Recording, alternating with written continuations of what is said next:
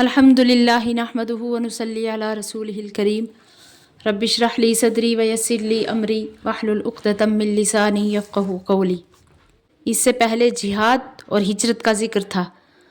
چونکہ غالب احوال میں جہاد اور ہجرت کے لیے سفر کرنا پڑتا ہے اور ایسے سفر میں مخالف کی طرف سے اندیشہ بھی اکثر ہوتا ہے، اس لیے سفر اور خوف کی رعایت سے جو نماز میں بعض خاص سہولتیں اور تخفیفیں کی گئی ہیں، تو ان آیات میں ان کا ذکر کیا گیا ہے۔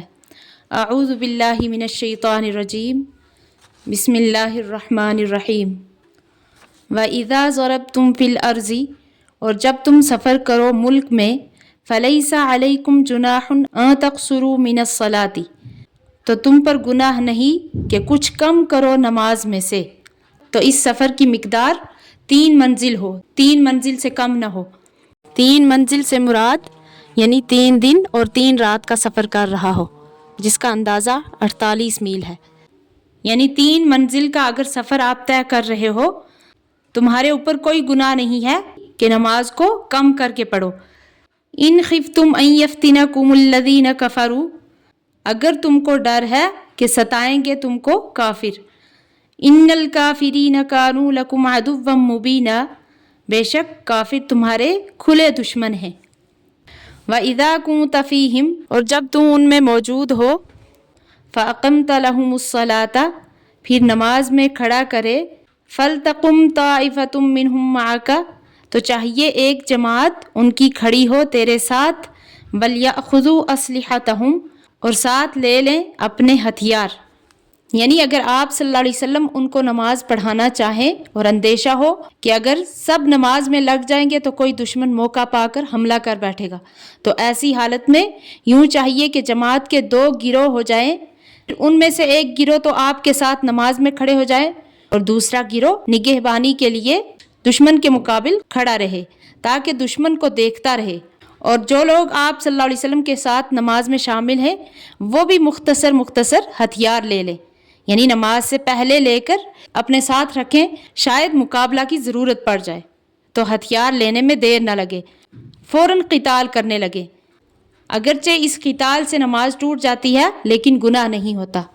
فَإِذَا سَجَدُوا، پھر جب یہ سجدہ کریں، فَلْيَكُونُوا مِن وَرَائِكُمْ، تو ہٹ جائیں تیرے پاس سے، وَلْتَأْتِ طَائِفَةٌ أُخْرَىٰ لَمْ يُصَلُّوا، اور آئیں دوسری جماعت جس نے نماز نہیں پڑھی، فَلْيُصَلُّوا، تو پس چاہیے کہ وہ نماز پڑھیں، مَعَكَ، تیرے ساتھ، وَلْيَأْخُذُوا حِذْرَهُمْ، اور ساتھ لے لیں اپنا بچاؤ، وَأَسْلِحَتَهُمْ، اور اپنے ہتھیار۔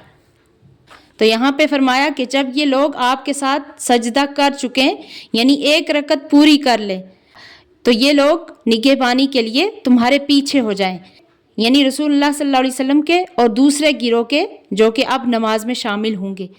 تو یہ پہلا گروہ ان سب کے پیچھے ہو جائے، اور دوسرا گروہ جنہوں نے ابھی نماز نہیں پڑھی یعنی شروع بھی نہیں کی، وہ اس پہلے گروہ کی جگہ امام کے قریب آ جائے اور آپ صلی اللہ علیہ وسلم کے ساتھ نماز کی ایک رکعت جو باقی رہی ہے اس کو پڑھ لیں۔ تو ان لوگوں کو بھی کہا گیا ہے کہ یہ لوگ بھی اپنے بچاؤ کا سامان اور اپنے ہتھیار لے لیں، اور سامان اور ہتھیار اپنے ساتھ لینے کا اس لیے سب کو حکم کیا گیا ہے۔ وَدَّ الَّذِينَ كَفَرُوا، کہ کافر چاہتے ہیں، لَوْ تَغْفُلُونَ عَنْ أَسْلِحَتِكُمْ، کہ تم بے خبر رہو اپنے ہتھیاروں سے، وَأَمْتِعَتِكُمْ، اور اپنے اسباب سے، فَيَمِيلُونَ عَلَيْكُمْ مَيْلَةً وَاحِدَةً، تاکہ تم پر حملہ کریں یکبارگی، تو اس لیے احتیاط ضروری ہے۔ وَلَا جُنَاحَ عَلَيْكُمْ، اور تم پر کچھ گناہ نہیں، إِن كَانَ بِكُمْ أَذًى مِّن مَطَرٍ، اگر تم کو تکلیف ہو بارش سے، أَوْ كُنتُم مَرْضَىٰ، یا تم بیمار ہو، أَن تَضَعُوا أَسْلِحَتَكُمْ، کہ اتار رکھو اپنے ہتھیار، وَخُذُوا حِذْرَكُمْ، اور ساتھ لے لو اپنا بچاؤ، إِنَّ اللَّهَ أَعَدَّ لِلْكَافِرِينَ عَذَابًا مُّهِينًا، بے شک اللہ نے تیار کر رکھا ہے کافروں کے واسطے ذلت والا عذاب۔ یعنی اگر تم کو بارش وغیرہ کی وجہ سے ہتھیار لے کر چلنے میں تکلیف ہو، یا تم بیمار ہو اور اس وجہ سے ہتھیار باندھ نہیں سکتے، تو تم کو اس میں کچھ گناہ نہیں کہ ہتھیار اتار رکھو اور پھر بھی اپنا بچاؤ ضرور لے لو، اور یہ خیال نہ کرو کہ کفار کی دشمنی کا صرف دنیا ہی میں علاج کیا گیا ہے، بلکہ آخرت میں اس سے بڑھ کر ان کا علاج ہوگا، کیونکہ بلا شبہ اللہ تعالیٰ نے کافروں کے لیے سزائے اہانت آمیز مہیا کر رکھی ہے۔ فَإِذَا قَضَيْتُمُ الصَّلَاةَ، پھر جب تم نماز پڑھ چکو، فَاذْكُرُوا اللَّهَ قِيَامًا وَقُعُودًا وَعَلَى جُنُوبِكُمْ، تو یاد کرو اللہ کو کھڑے کھڑے اور بیٹھے بیٹھے اور لیٹے لیٹے، یعنی ہر حالت میں، حتیٰ کہ عین لڑائی کے وقت بھی اللہ کا ذکر جاری رکھو۔ فَإِذَا اطْمَأْنَنْتُمْ فَأَقِيمُوا الصَّلَاةَ، پھر جب خوف جاتا رہے تو درست کرو نماز کو، یعنی جب آپ کا سفر ختم ہو جائے اور آپ مقیم ہو جاؤ، اور اسی طرح خوف کے ختم ہونے کے بعد بھی بے خوف ہو جاؤ، تو نماز کو اصلی قاعدہ کے موافق پڑھنے لگو، یعنی اب پوری نماز ادا کرو۔ ان الصلاۃ کانت علی المؤمنین کتابا موقوتا، بے شک نماز مسلمانوں پر فرض ہے اپنے مقرر وقتوں میں۔ ولا تہنوا فی ابتغاء القوم، اور ہمت نہ ہارو ان کا پیچھا کرنے سے۔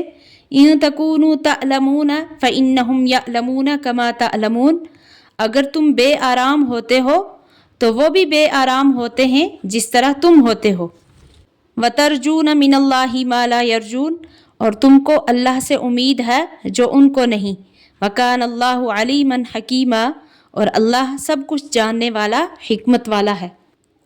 تو یہاں پہ سفر اور قصر کے احکام بیان کیے گئے ہیں کہ جو سفر 3 منزل سے کم ہو اس سفر میں نماز پوری پڑھی جاتی ہے، اور جب سفر ختم کر کے منزل پر جا پہنچے تو اگر وہاں 15 روز سے کم ٹھہرنے کا ارادہ ہو تب تو وہ حکم سفر میں ہے۔ فرض نماز 4 گانا آدھی پڑھی جائے گی، اس کو قصر کہتے ہیں۔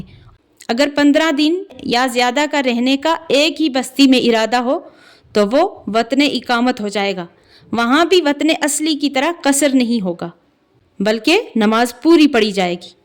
اسی طرح قصر صرف 3 وقت کے فرائض میں ہے، اور مغرب اور فجر میں، اور سنن اور وتر میں نہیں ہے۔ سفر میں خوف نہ ہو تو بھی نماز قصر ہی پڑھی جائے گی۔ تو آیت میں جو فرمایا گیا وَإِذَا كُنْتَ فِيهِمْ فَأَقَمْتَ لَهُمُ الصَّلَاةَ، یعنی جب آپ ان میں تشریف رکھتے ہوں، تو یہاں آپ صلی اللہ علیہ وسلم کو مخاطب کیا جا رہا ہے۔ اس سے یہ نہ سمجھا جائے کہ اب صلاۃ خوف کا حکم باقی نہیں رہا، کیونکہ آپ صلی اللہ علیہ وسلم کی ذات بابرکت اب ہم میں موجود نہیں، اس لیے کہ یہ شرط اس وقت کے اعتبار سے بیان کی گئی ہے، کیونکہ نبی کے ہوتے ہوئے کوئی دوسرا آدمی بلا عذر کے امام نہیں بن سکتا۔ آپ صلی اللہ علیہ وسلم کے بعد اب جو امام ہو وہی آپ صلی اللہ علیہ وسلم کے قائم مقام ہے، اور وہی صلاۃ خوف پڑھائے گا۔ تمام ائمہ کے نزدیک صلاۃ خوف کا حکم آپ صلی اللہ علیہ وسلم کے بعد بھی جاری ہے، منسوخ نہیں ہوا۔ تو جیسے آدمی سے خوف کے وقت صلاۃ خوف پڑھنا جائز ہے، ایسے ہی اگر کسی شیر یا اژدہا وغیرہ کا خوف ہو اور نماز کا وقت تنگ ہو اس وقت بھی جائز ہے۔ آیت میں دونوں گروہ کے ایک رکعت پڑھنے کا تو ذکر فرمایا، دوسری رکعت کا طریقہ حدیث میں آیا ہے کہ رسول اللہ صلی اللہ علیہ وسلم نے جب 2 رکعت پر سلام پھیر دیا تو دونوں گروہ نے اپنی ایک رکعت بطور خود پڑھ لی۔ اللہ تعالیٰ صحیح سمجھنے کی توفیق عطا فرمائے، آمین۔